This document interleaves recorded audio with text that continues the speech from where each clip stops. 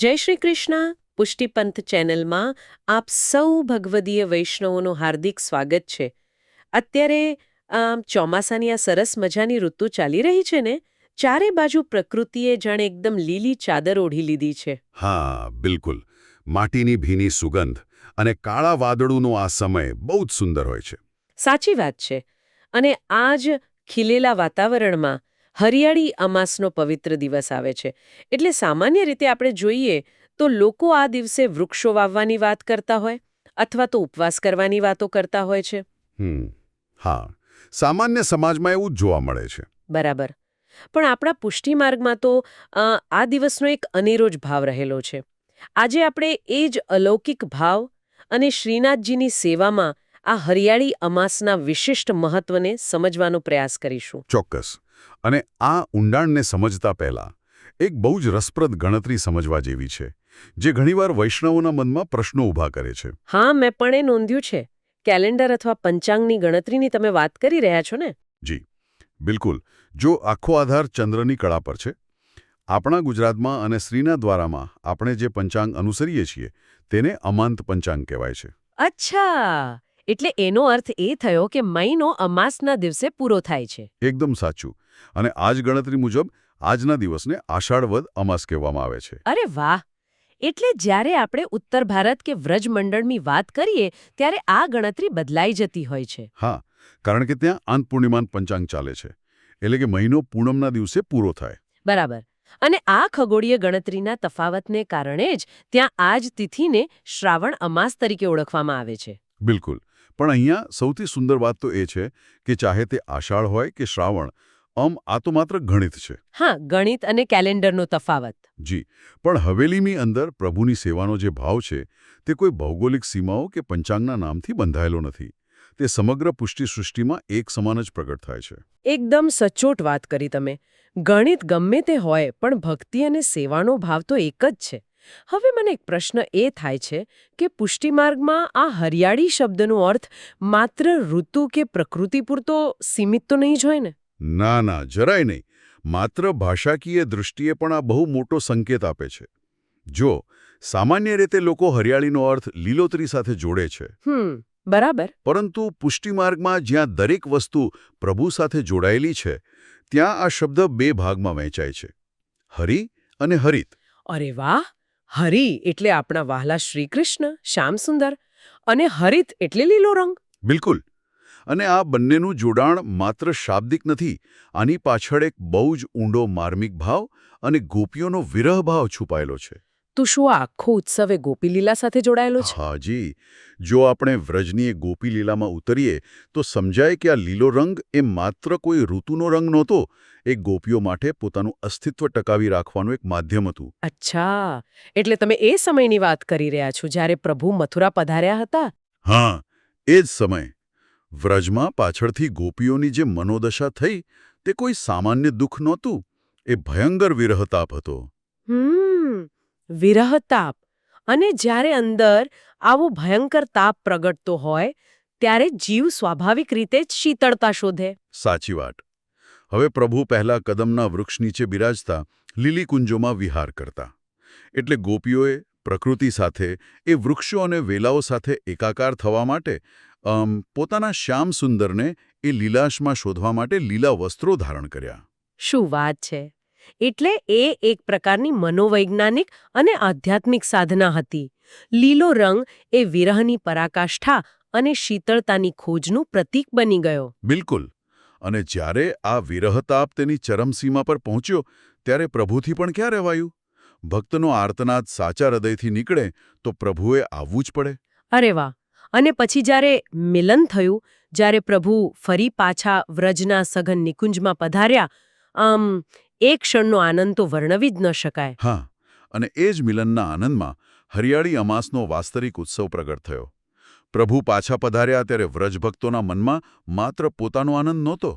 તો બીજું શું હતો? પ્રભુની ચિંતા વધુ હતી. ગ્રીષ્મ ઋતુનો અને વર્ષાના બફારાનો સમય હતો.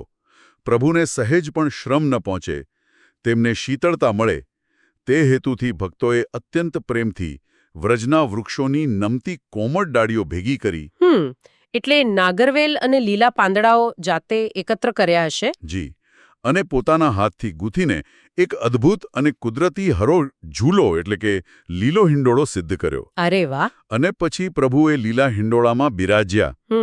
ખરેખર એ દિવ્ય ગોપી લીલાનો જ આખો નિચોડ આજે આપણે હરિયાળી અમાસ તરીકે મનાવીએ છીએ. બિલકુલ.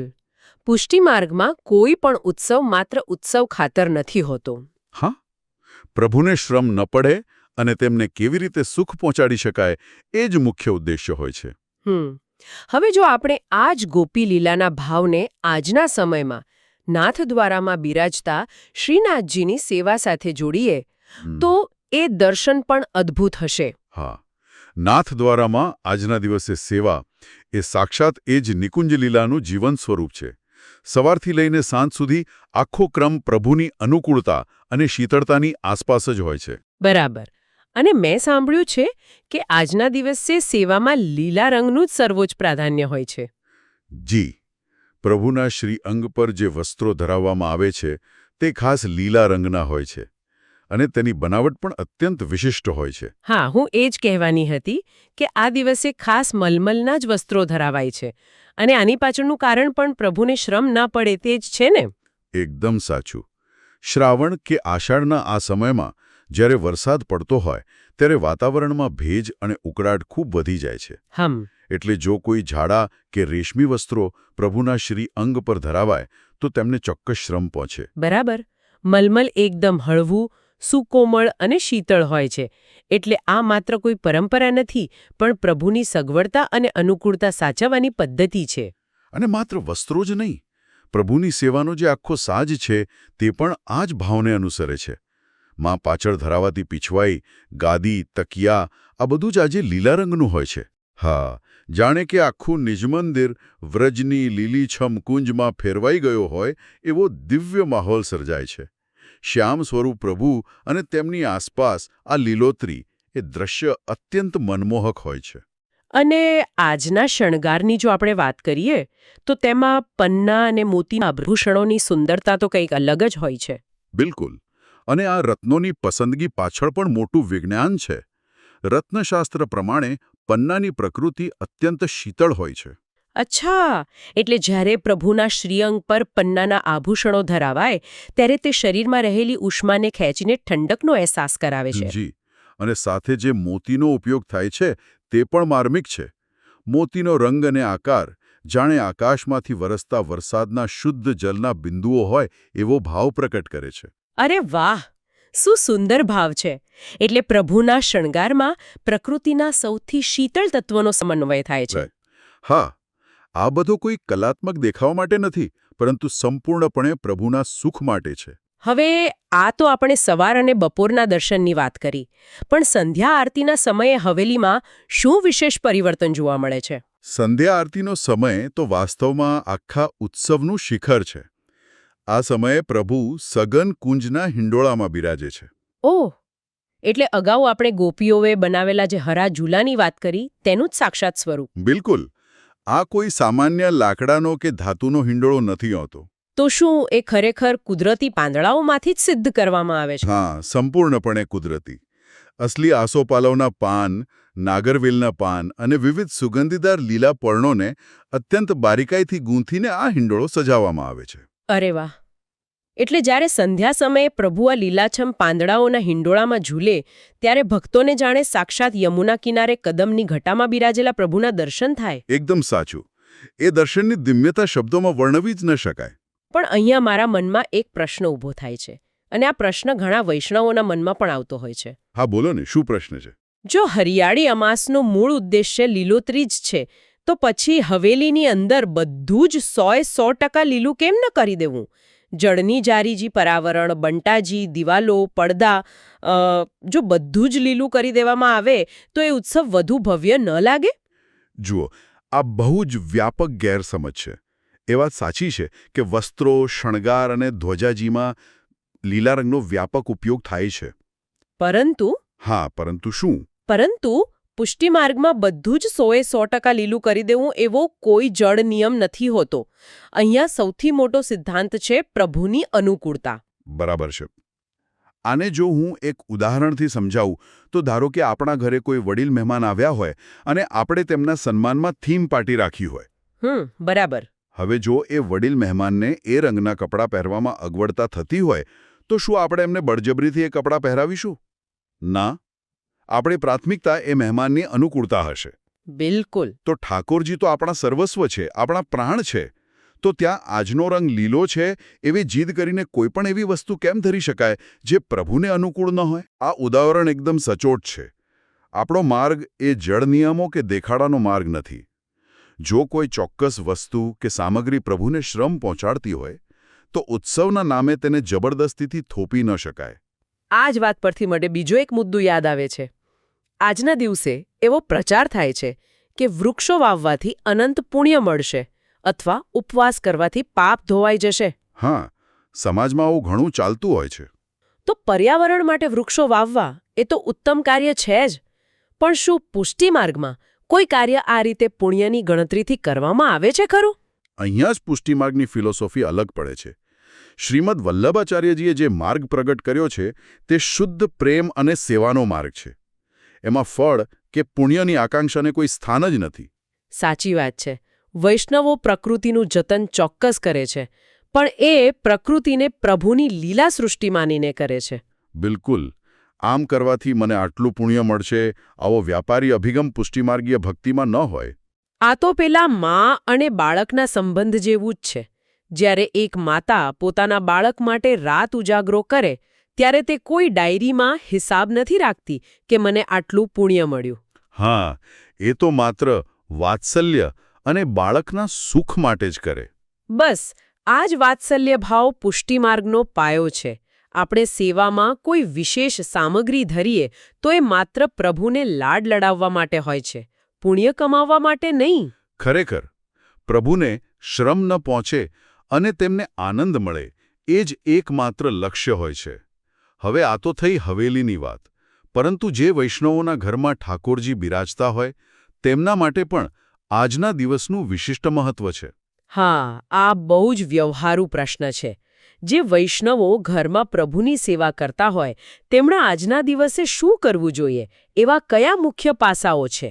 ઘરમાં બિરાજતા પ્રભુની સેવા માટે મુખ્ય 4 બાબતોનું ધ્યાન રાખી શકાય. સૌથી પહેલું છે વસ્ત્ર અને શણગાર. ઘરની પ્રણાલિકા મુજબ પ્રભુના શ્રીઅંગ પર લીલા વસ્ત્રો ધરાવી શકાય. અને જો કોઈ કારણસર લીલા વસ્ત્રો ઉપલબ્ધ ન હોય તો નિરાશ થવાની બિલકુલ જરૂર નથી.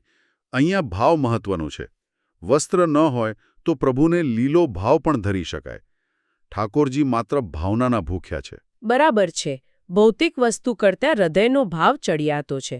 અને બીજું પાસું કયું છે? બીજું પાસું છે ભાવદૃષ્ટિ. એટલે કે આપણી આસપાસના વાતાવરણને જોવાનો નજરિયો. વરસાદ પછી જે લીલીછમ ધરતી જોવા મળે તેને માત્ર કુદરતી ઘટના ન માનવી.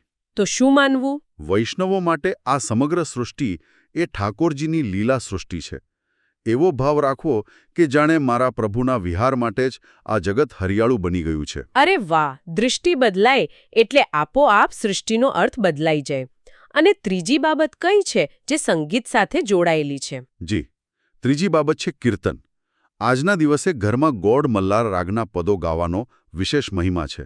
ગોળ મલ્હાર રાગ જ કેમ? એની પાછળ કોઈ કારણ? હા, ગોળ મલ્હાર રાગની સ્વર રચના બહુ વૈજ્ઞાનિક છે. જ્યારે આ રાગ ગવાય છે ત્યારે તેના સ્વરોની ગૂંજ મેઘની ગર્જના અને વરસતા વરસાદ જેવી અનુભૂતિ કરાવે છે. શું વાત છે! એટલે બહાર ભલે ગરમી હોય પણ ઘરમાં ભક્ત પ્રેમથી ગોળ મલ્હાર ગાય તો પ્રભુ માટે અંદર સંપૂર્ણ વર્ષા ઋતુનું સર્જન થઈ જાય છે. બિલકુલ. સાથે જ પ્રભુના હિંડોળાના કીર્તનોનું ગાન પણ કરી શકાય. અને હવે ચોથી બાબત છે સામગ્રી. હા, આજના દિવસે પ્રભુને અનુકૂળ આવે તેવી કઈ સામગ્રી સિદ્ધ કરીને ધરી શકાય? ઋતુને અને હરિયાળીના ભાવને અનુકૂળ આવે તેવી સામગ્રી સિદ્ધ કરવી જોઈએ. જેમ કે લીલા રંગના ભાવમાં પિસ્તાની બરફી સિદ્ધ કરી શકાય. અરે વાહ! અને બીજું શું ધરી શકાય? અથવા તો મગનો ફળફળીઓ સિદ્ધ કરીને પ્રભુને અત્યંત ભાવથી ધરી શકાય. ફરીથી વાત તો એ જ આવે છે કે આ બધું પ્રભુની અનુકૂળતા સાચવવા માટે છે. એટલે ટૂંકમાં કહીએ તો આ કોઈ ફરજિયાત નિયમોનું લિસ્ટ નથી. આ તો માત્ર આપણા વહાલા પ્રભુને લાડ લડાવવા માટે, તેમને શ્રેષ્ઠ સુખ અર્પણ કરવાનો એક નમ્ર પ્રયાસ છે. એકદમ સચોટ વાત.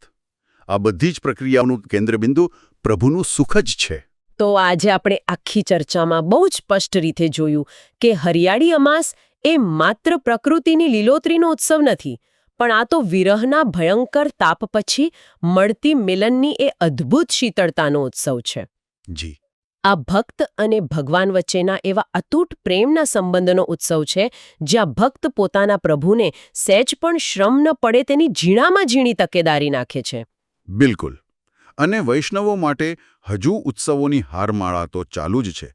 હરિયાળી અમાસ પછી તરત જ ઠાકુરાની ત્રીજનો અત્યંત પવિત્ર દિવસ આવે છે. હા, એ દિવસનો મહિમા પણ એટલો જ અદ્ભુત છે. જી. જેની રસપ્રદ અને માર્મિક માહિતી આપણે આપણા આવતા વિડીયોમાં ચોક્કસથી જોઈશું. ચોક્કસ.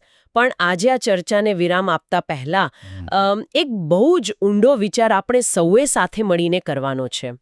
તમે જુઓ, ઋતુઓ સતત બદલાય છે, પ્રકૃતિના રંગો બદલાય છે, પણ પુષ્ટિમાર્ગમાં આપણો મૂળ ઉદ્દેશ્ય હંમેશા અચળ રહે છે કે આપણા પ્રભુને સુખ કેવી રીતે પહોંચે. હા, પ્રભુની અનુકૂળતા એ જ સર્વસ્વ છે. તો જેમ વરસાદ આ સૂકી ધરતીને લીલીછમ બનાવી દે છે, શું આપણે પણ આપણા રોજબરોજના શુષ્ક જીવનમાં, આપણા પરિવાર અને આસપાસના લોકો પ્રત્યેના વ્યવહારમાં આ અનુકૂળતા અને પ્રેમના ભાવરૂપી વરસાદથી હરિયાળી લાવી શકીએ ખરા? અન્યની અનુકૂળતા સાચવવી એ પણ એક પ્રકારે પ્રભુની જ સેવા છે. આ પ્રશ્ન પર જરૂરથી વિચાર કરજો. આ પુષ્ટિપંથ વિડીયો દ્વારા મારો આ એક નાનકડો નમ્ર પ્રયાસ હતો કે હું આપ સૌ વૈષ્ણવો સાથે આ જ્ઞાન શેર કરું. જો મારાથી કોઈ ભૂલ થઈ હોય તો મને ક્ષમા કરશો અને કોમેન્ટ્સમાં જણાવશો, જેથી આપણે સુધારો કરી શકીએ. આ વિડીયો કૃપા કરીને વોટ્સએપ પર શેર કરો, જેથી અન્ય વૈષ્ણવો પણ આ જ્ઞાન મેળવી શકે. અને કૃપા કરીને નીચે કોમેન્ટ કરો અને સૂચવો કે અમારે અમારા આગામી વિડીયોમાં કયો વિષય કવર કરવો જોઈએ. જય શ્રી કૃષ્ણ.